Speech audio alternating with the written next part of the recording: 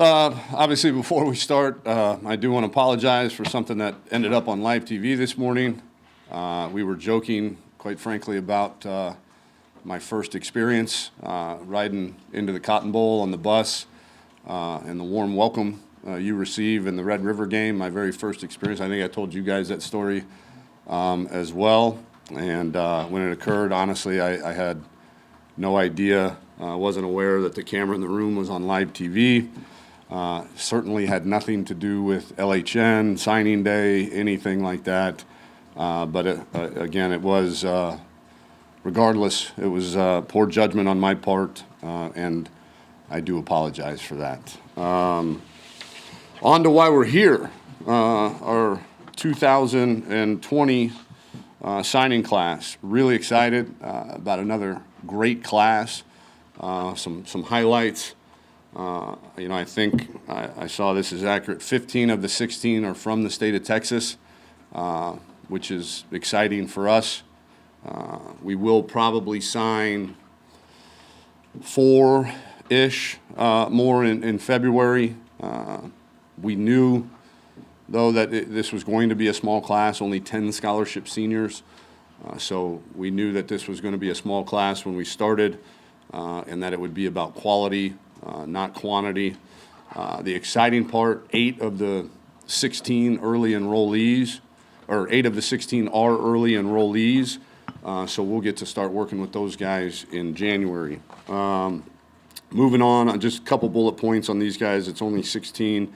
Xavion Alford, and I'll update you on who's coming in early in January. Xavion is an early enrollee, physical, athletic, was hurt most of his senior year, but his rehab has gone well. We expect him to be cleared when he gets here. Vernon Broughton, another early enrollee, really athletic, basketball background. The kid keeps getting bigger and bigger every time I see him, and he's got a great motor. Hudson Card is an early enrollee as well.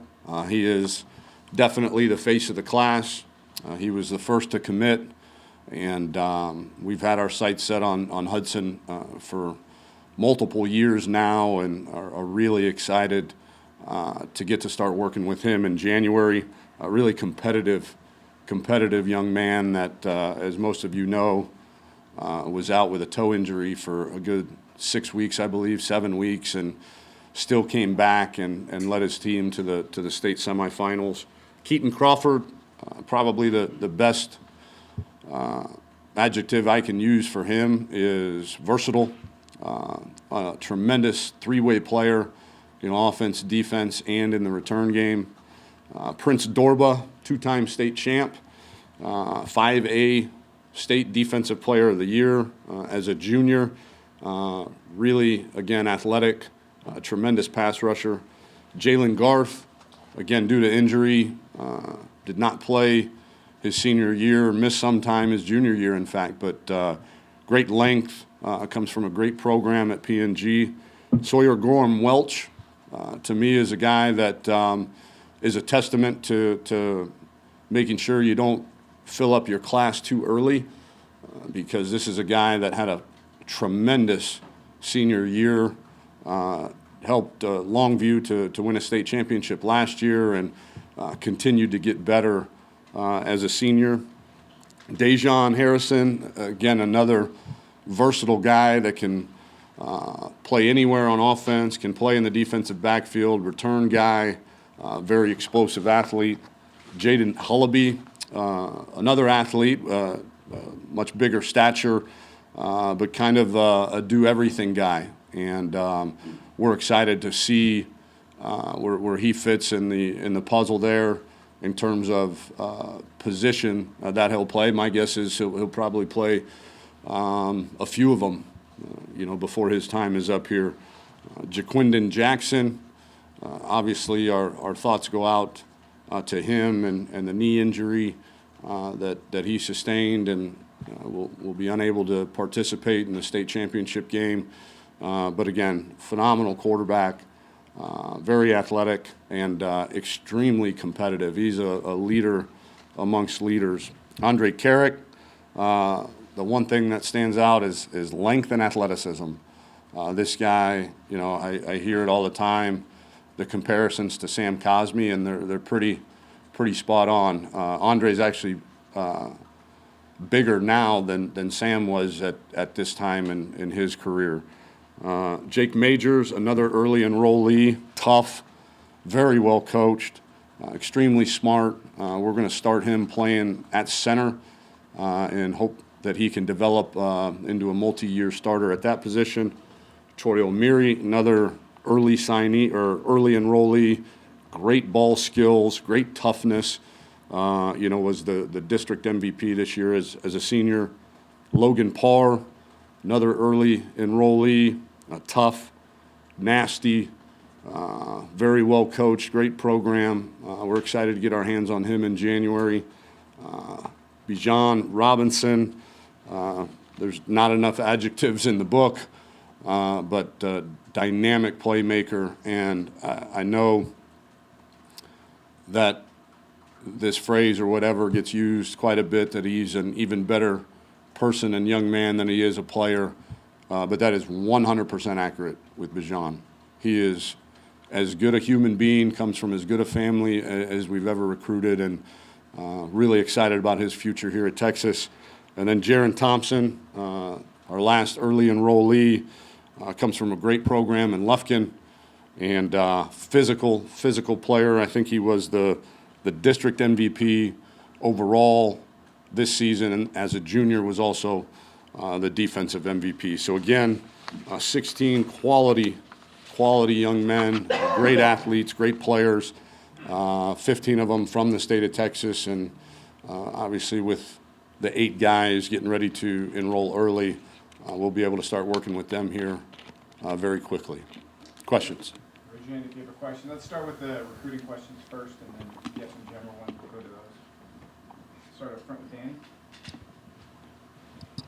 Along the lines of you guys signing 15 in-state prospects, how important is the DFW area going to be to your guys' plans going forward?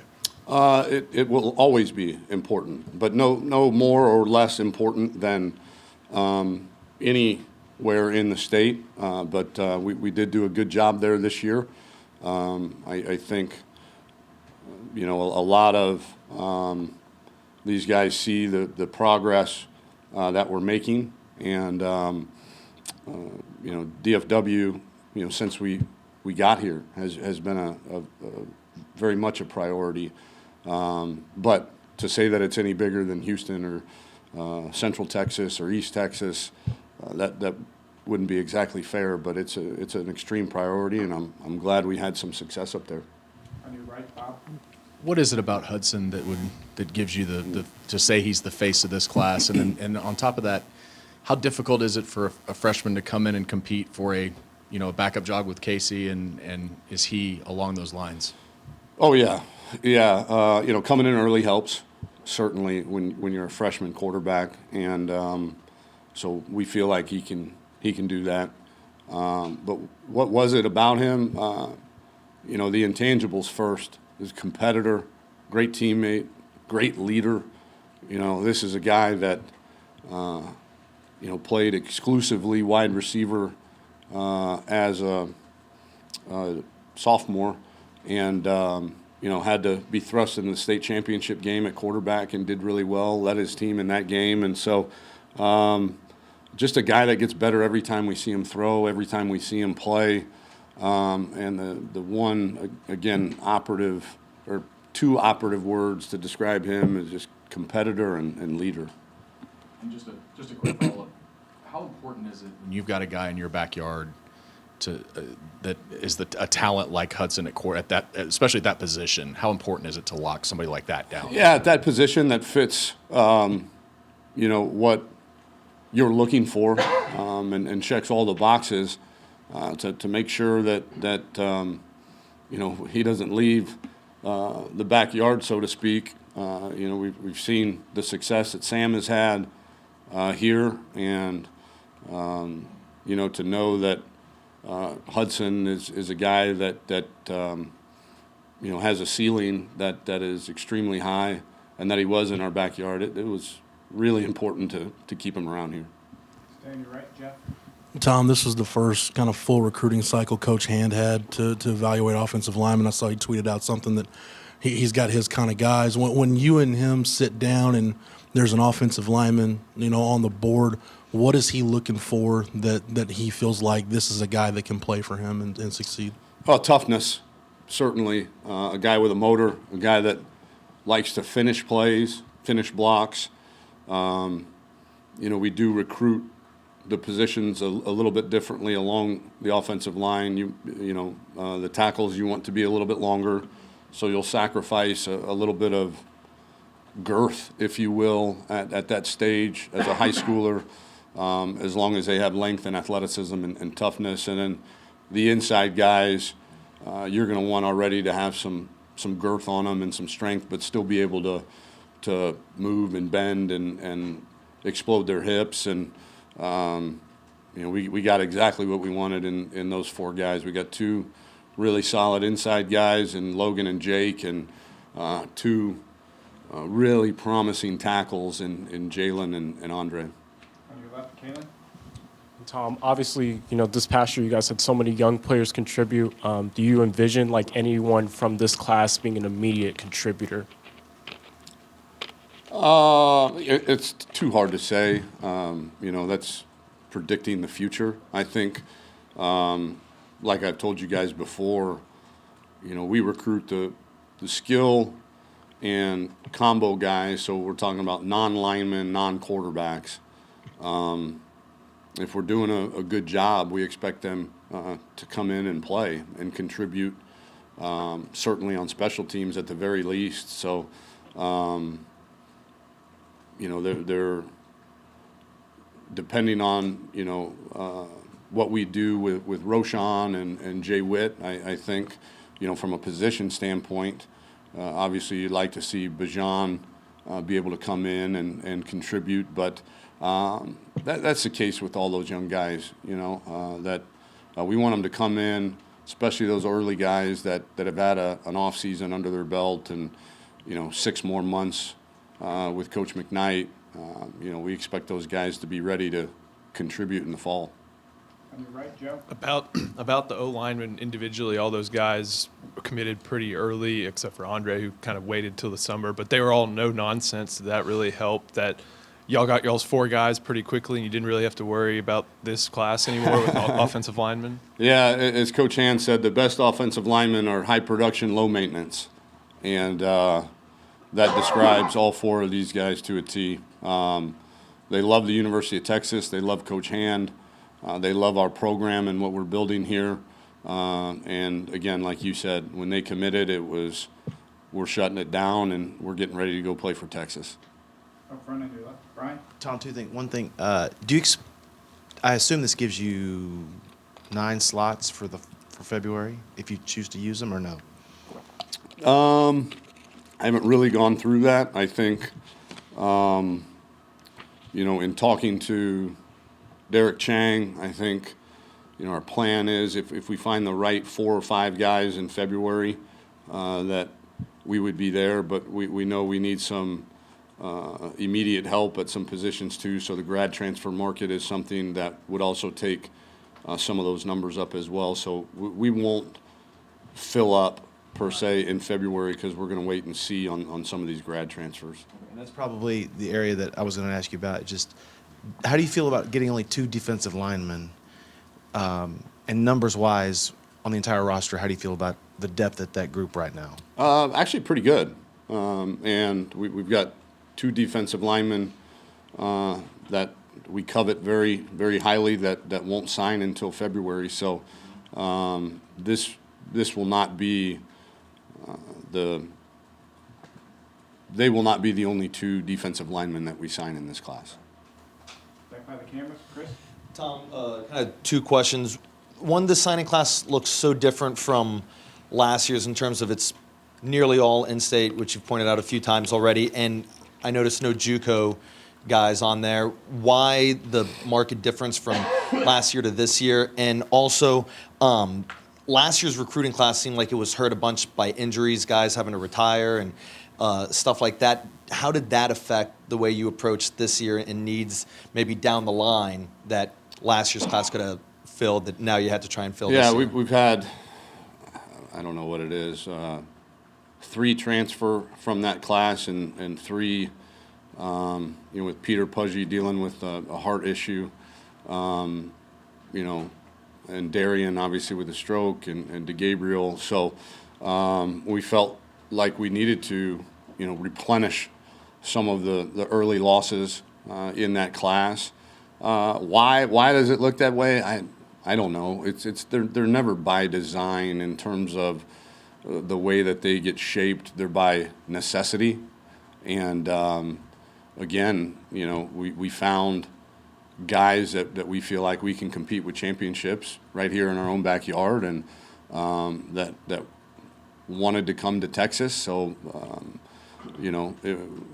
we were on a nationwide search for a tailback and found the perfect fit for us to go out of state to Tucson, and not just fit athletically, but fit as a young man and a guy that we want to be a part of our program. So again, nothing's really by design, because you start this process so early, and you've got so many different guys that you're recruiting from all over the country, and some junior college guys, and it just works out some ways where it shapes into what you see here. Some years it shapes into what we saw last year.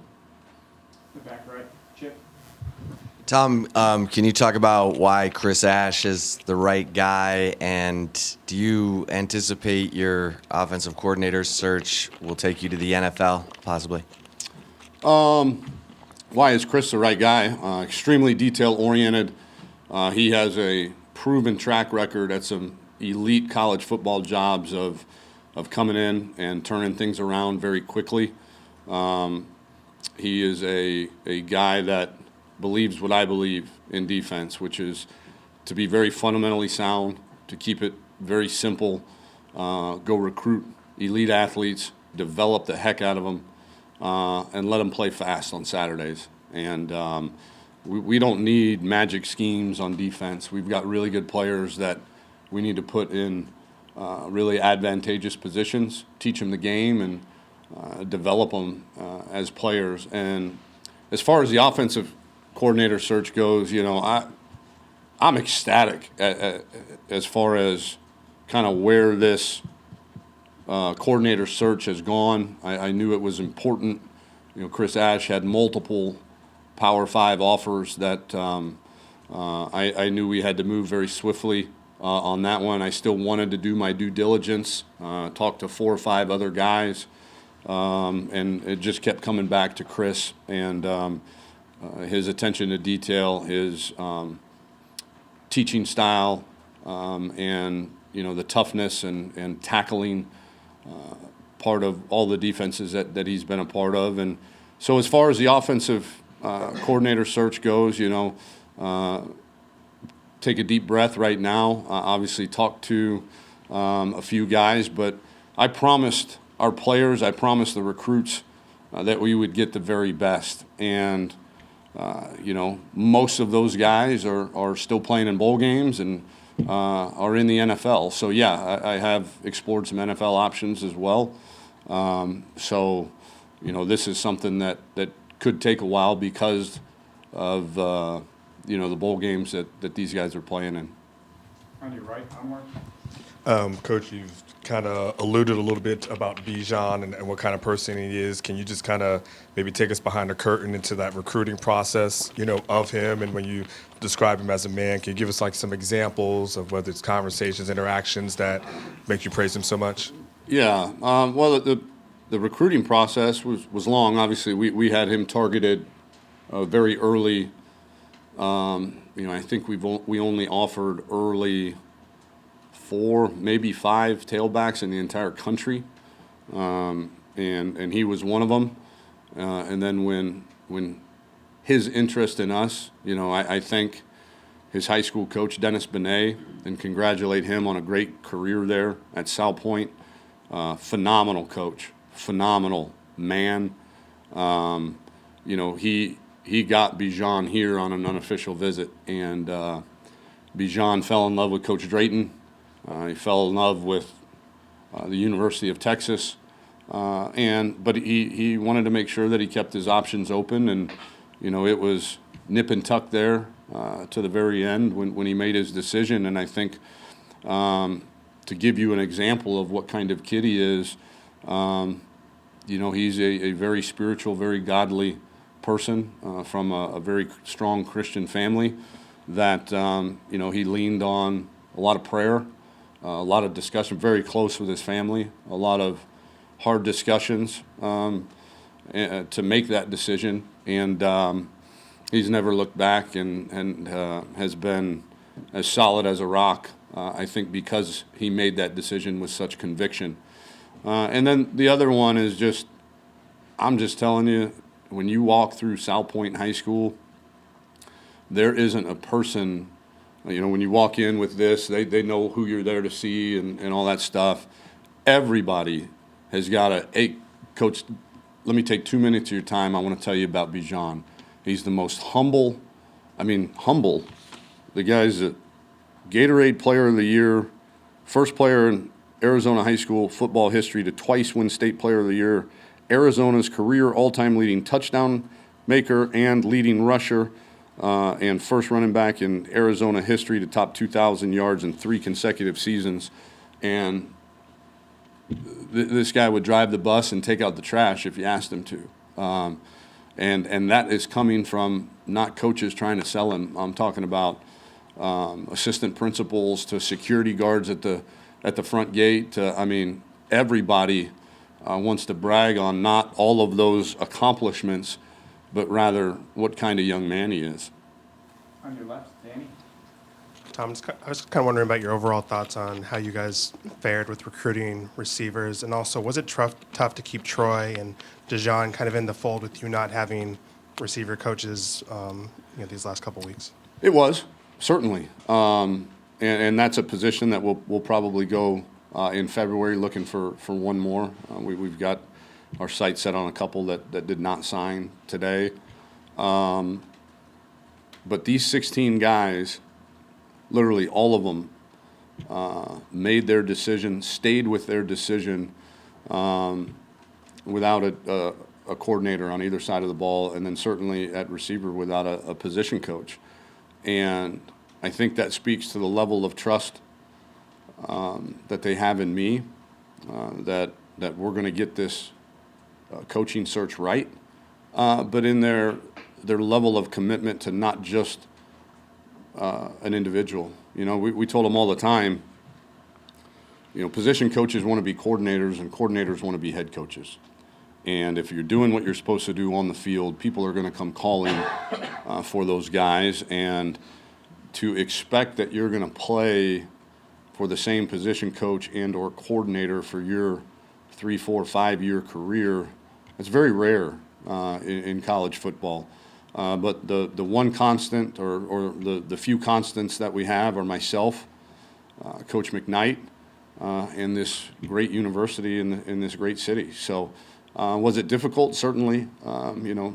Other schools have good recruiters, and when they smell blood in the water, they like to try to deviate focus from these young men on what's important, which is the power of your degree, competing for championships and being developed for the next level, and then where are you going to live? And we checked all those boxes ahead of most of these other schools, but these guys all made very logical decisions. Sometimes young men make emotional decisions, and when that plays a part, it is a lot more difficult when you tell them, hey, just trust me, we're going to get you the best, and they've got another guy from another school telling them, hey, man, I'm here, or whatever it is. So it is difficult, but I was proud of our staff. I was proud of our commits for sticking together and believing in where we're headed. On your right, Joe. 2 questions. If a player is transferring but is not a junior college transfer or a grad transfer, is he someone that your program will recruit? I think it would depend on how many years he's got left. what are the odds of immediate eligibility in terms of a waiver, and the need on the roster, and then how good is the guy, and does he fit us? And then the other question is, Troy's recruitment is unique, and that was a straight flip from Texas A&M. Did that mean any significance for you, or are you just trying to get the best receiver for this class? No, there was none of that. I mean, we're worried about Texas, and he was, the one of, if not the top outside receivers on our board for a long, long time, and we were obviously disappointed when he made that decision at first, and when it didn't feel right to him, and he decided to commit to Texas and come to Texas. I remember talking to his mom, Adobe, and she said, shortly thereafter, she said, "Coach, my son is smiling again," and that made me proud that his mom, it felt like a weight had been lifted, off of his shoulders, and he could relax with his decision. And we're happy that this was, the place that he felt was home. On your left, Brian. Going back to Ash for a second, what do you envision his role being leading up to the Alamo Bowl? Not much. He will be here tomorrow evening through Saturday morning. He'll spend time meeting with the current players on defense most of the day tomorrow. And then he's got family plans for Christmas. So he will not be a accountable coach. So he'll be able to, we've got an NCAA waiver to where he can still call recruits, but he can, well, it's a dead period, so nobody can go on the road, but he can't coach on the field or in a meeting room, but he can sit down and have one-on-one meetings with these guys. And, for the general public, whatever, how would you describe what the Texas defense will look like under Chris Ash in 2020? Well, I think we've got to decide who our best players are. I don't think it's any secret that, we want to be in some more four-man front. If we are in a three-man front, I think our guys need to be in position to rush the passer, playing more five technique than 4-eye. But if that gets the 11 best on the field, that's what we'll do. But I think simple, fast. I think, in our talks, he said you want to be simple but not predictable, and you've got to have adjustments to their adjustments to your adjustments kind of thing. But it's not going to be a whole lot of defense. It's going to be teaching them the fundamentals, developing them, making sure that every run and every pass scheme they know exactly where to be based on the front and blitz called, or front and coverage called, and that we fit everything really, really properly. And then, like all great defenses, we got to fly to the football. On your right, Jeff. Tom, got a couple. You mentioned Darian Brown again and Peter Pudgy. What's the long-term, or maybe even the short-term prognosis for both those guys? And then any update on Joshua Moore's status with the team? No update on Joshua Moore. Still waiting for the legal process to play out. I think Darian's getting better. He got cleared for physical activity, so he's actually doing some modified workouts right now. Still going to speech therapy a couple times a week, but he's doing really well in all of his classes. And we're just kind of playing that one. I don't know, day by day is probably a little, maybe month by month, seeing his progress. Peter was released from the hospital, I believe it was yesterday or the day before. He's going to go back to Houston and recover. He's on some different medications than the first time he was hospitalized. And long term, I mean, that's so far removed from our thoughts right now, being the severity of his heart issue. And we'll see. The plan is for him to be back at least in classes in the spring semester. And then at linebacker, I know you didn't. I don't know. Does Jalen Hullaby maybe factor into that mix at some point? And then just what are the challenges now of recruiting that position and making sure that you're getting the right guys, but you're getting guys that also can play in this league and that can be 3-down guys in this league. Yeah, well, there's a couple we have our eye on right now that did not sign that we're excited to continue to recruit into January and February. We do know that is a big time position of need for us, and like you said, you're not going to take a guy just to fill a spot if you don't think he can play, but. There is enough talent out there that will not have signed today that I think we'll find one, if not two, that we feel like can be developed into a championship linebacker. Time for two last ones on the far left, Westcott and then Caleb. Can you describe the work that the guys you put out onto the road, Andre Coleman, BC, and Jeremiah George did in terms of keeping this class together? Yeoman's work, as they say. For Andre, all three kind of in different phases. Andre is a pro's pro. He's been doing this a long time. The road is certainly not foreign to him. Brian Carrington's got great relationships with all of these kids and has been on the road before when we hired Herb Hand. So that part of it's not new to him as well. And then Jeremiah, to be able to kind of learn as you go. I don't know that there were many places where Jeremiah went by himself. But I think the cool part about Jeremiah is, he was trained by Yancey McKnight for 4 years at Iowa State and was developed from whatever he was, 2 or 3 star linebacker into a multi-year NFL player. And he can give firsthand testimony to that kind of development, as well as his relationship with me. So a lot of that, I'll be honest with you, was pretty foreign to him, but we were in full-on scramble mode for 2 weeks, and it was a long 2 weeks, but we made it through pretty swimmingly. Caleb? Tom, I was told that you knew Cam Rising's mom. I guess, how long did you know her? And then I guess, how weird would it be, to face him in the upcoming bowl game potentially? No, it was actually his dad. Okay. We went to Cal Lutheran at different times, but had met each other through some different circles. Plus, when we were at Houston, we recruited his older brother as well, so we knew the family. But the dad was the one that I had a little bit longer relationship with. But no, it won't be weird at all. We want nothing but the best for Cameron. He's got a great family.